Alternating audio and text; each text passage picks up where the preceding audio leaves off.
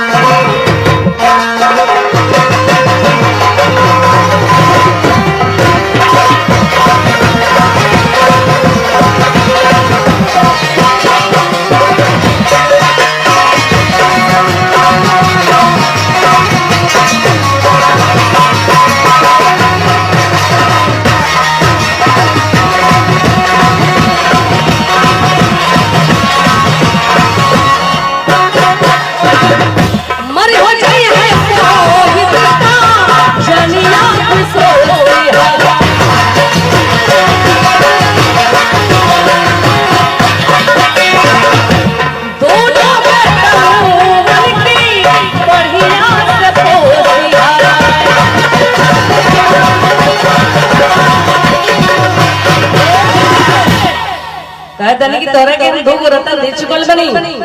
हमारी ये ख्वाहिश बा कि एक जना के किसान बना दिया आ एक जना के मिलिट्री के जवान बना दिया। मुन्ना मुन्ना इलाम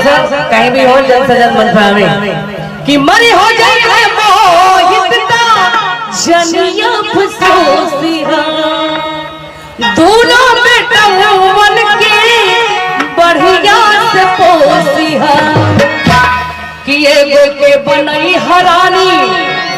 अरे तो माल कहता नहीं कि एक जना के मिलिट्री के जवान जरूर बना दिया। हमारी ये ख्वाहिश बा कि एगो के बनई हरानी अरे तो माल काल से फिर